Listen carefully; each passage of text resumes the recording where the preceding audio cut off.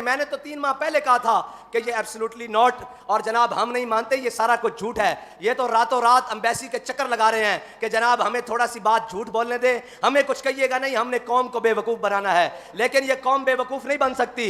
इस कौम को अल्लामा खादिम हुसैन रिजवी जैसे रिजाल नजरिया देकर गए हैं। मुकाफात अमल देखें, वो जो पिछले साल इसी 14 अगस्त वाले दिन हमारे लोगों पर तुमने पर्चे काटे थे और उनको जेलों में बंद किया था, ना हमें उसका अफसोस है और हमें ना इस पर ज्यादा फख्र है, हमें उन शहीदों के खून पर फख्र है कि उनके खून की बरकत से आज हम फिर फैजाबाद जा रहे हैं कल,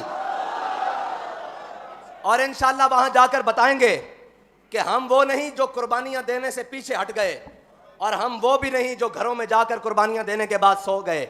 हम वो हैं जो कल भी मैदान में लब्बैक या रसूलुल्लाह का परचम लेकर खड़े थे और ताजदार खत्म नबूवत का नारा लगाने के लिए कल भी फैजाबाद इंशाअल्लाह जा रहे हैं। और याद रखना, बाबा जी एक जुमला कहते थे, सदा बादशाही मेरे रब की है। हमें इस पर कोई अकड़पन नहीं है, फख्र नहीं है कि जनाब हम जा रहे हैं। हमें इस पर फख्र जरूर है कि हमारे किसी शहीद ने पीठ के ऊपर गोली नहीं खाई, सीने के ऊपर खाई है। हाँ, उन शहीदों के खून की बरकत से और जनाब अपने कायद मिल्लत इस्लामिया फनाफी खातमिन नबीयीन के उस जज्बा इश्क़ रसूल की बरकत से, जिसने हमारे एक छोटे से कारकुन को भी अपने नजरिए और अपने मिशन से एक कदम पीछे नहीं हटने दिया, बल्कि ये सोचने भी नहीं दिया, ये ख्याल भी नहीं करने दिया, हर जुल्म का मुकाबला करने की तौफीक दी। उनके जज्बों की बरकत से इंशाअल्लाह हम जा रहे हैं फैजाबाद और जाते रहेंगे। और बाबा जी फरमाते थे कि अमेरिका उनसे डरता है जिनके बारे में इकबाल करके गया है कि ये फाका कश जो मौत से डरता नहीं, जरा रूह मोहम्मद इसके बतन से निकाल दो।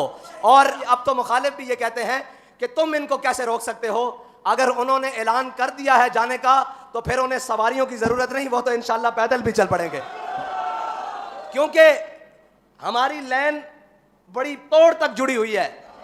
अगर हमारी रास्ते में सवारियां खराब भी हो जाएं, हजरत अबू खैसमा अंसारी की तरह, हजरत अबू जर गफारी की तरह, तो हमारे बड़ों ने सवारियों का इंतजार नहीं किया, पैदल चल पड़े।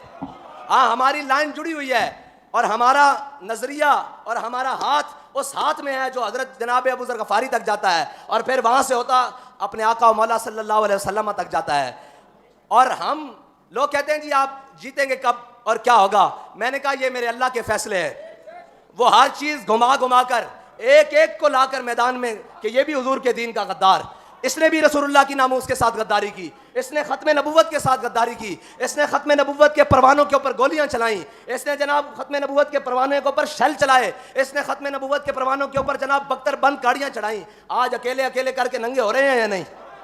हाँ, हम रहे या ना रहे, लेकिन इंशाअल्लाह हुजूर का दीन तख्त पर आएगा और अल्लाह ताला अपनी हिकमतों से इस दीन को गालिब लाएगा।